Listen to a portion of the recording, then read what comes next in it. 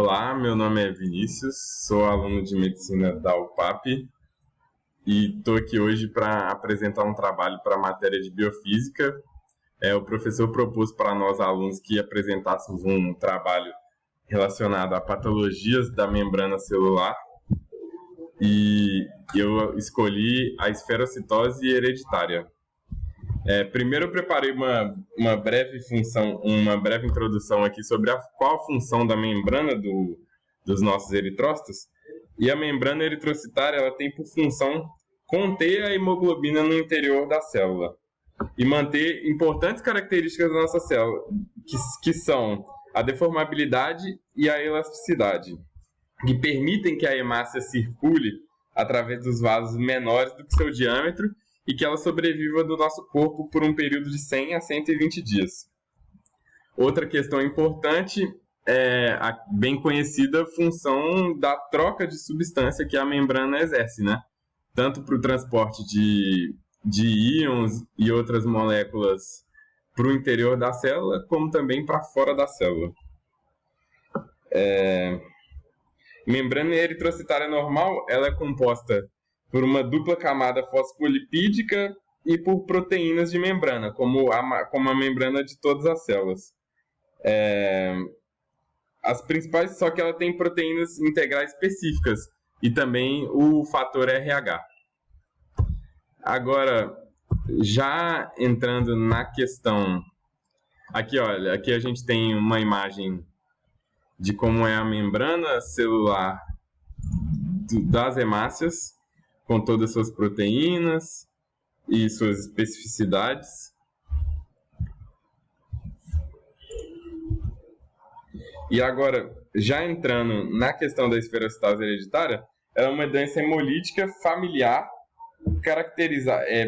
que passa, né, de pai para filhos e seus familiares, e é caracterizada por anemia, icterícia intermitente, esplenomegalia, e ela tem uma resposta favorável quando se tem a retirada do baço.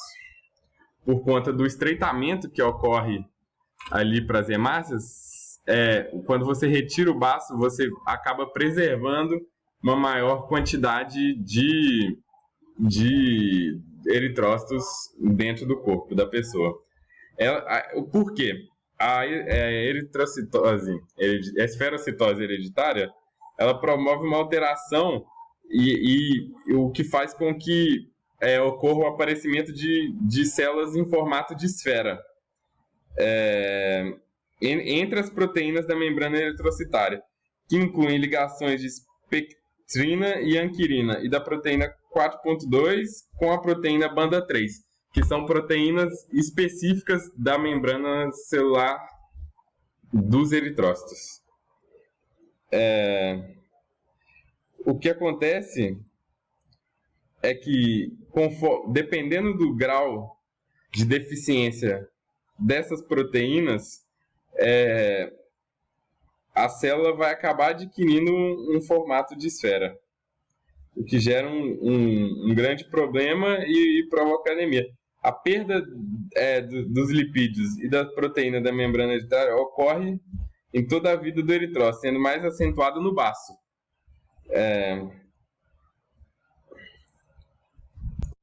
O que acontece é que na esferocitose hereditária, as nossas hemácias elas passam a adquirir características hiperdensas e também microcíticas, perdendo a eficiência que tem os nossos eritrócitos para carregar o oxigênio.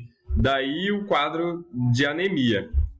E o que acontece é que a boa resposta ao se fazer a retirada do baço é porque no baço, como a gente já sabe, parte da digestão e do processo de metabolização das nossas hemácias, ele ocorre no baço. O baço ele promove um estreitamento, né, da passagem dos nossos eritrócitos para o prosseguimento da circulação, e o que acontece é que na esferocitose hereditária, as células ali, ao passarem pelo baço, por elas terem esse defeito na membrana celular, elas não conseguem readquirir o seu formato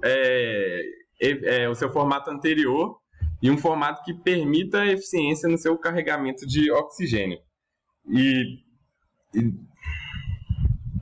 E aí a importância do condicionamento do baço para a melhora clínica ser observada, né? A gente tem um quadro clínico que é caracterizado por anemia, icterícia, esplenomegalia de graus variáveis e pode ser diagnosticado em qualquer período da vida, tanto tardiamente quanto também no período neonatal. Vai depender do grau de deformidade e da quantidade de células que vão ser atingidas por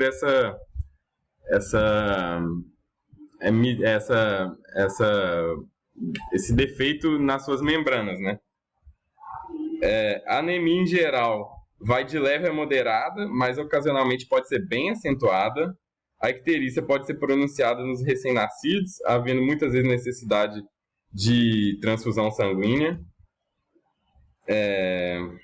Após o período neonatal, a magnitude da icterícia em geral vai de leve a moderada, podendo ser intermitente, com piora associada ao esforço físico, justamente por conta dessa incapacidade tanto de fazer uma correta metabolização da hemácia com o aumento da bilirrubina na circulação sanguínea e também por conta dessa ineficiência das hemácias que vão passar pelo baço e vão ser microcíticas e esferócitas e vão ter um grau muito menor de eficiência.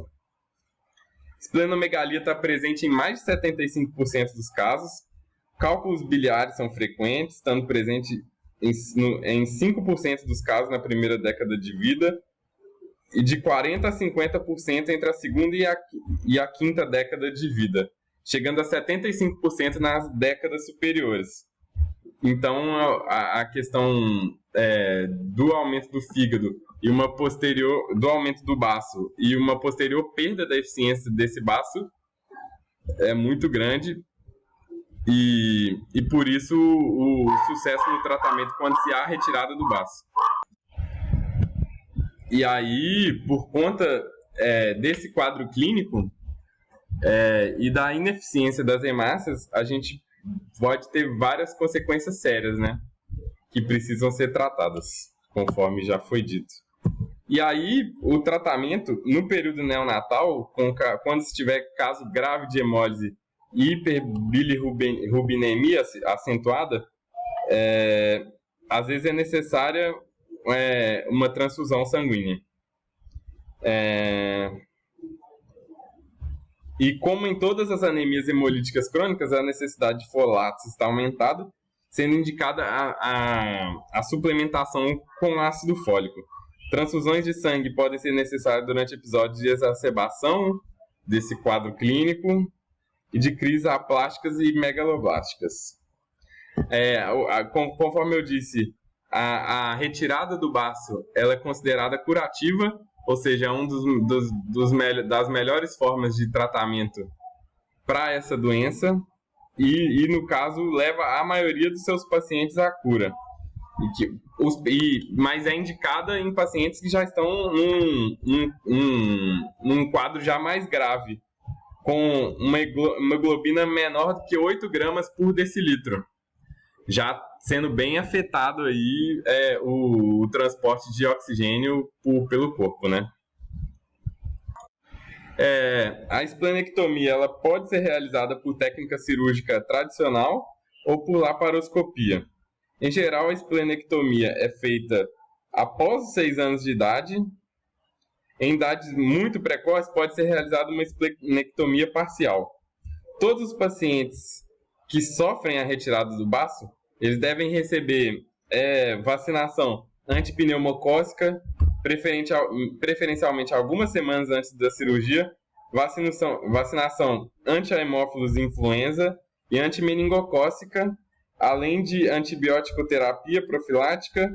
Após a esplenectomia, está muito indicado tanto para crianças quanto para adultos, por conta do papel importante que tem o nosso baço para o nosso sistema imune.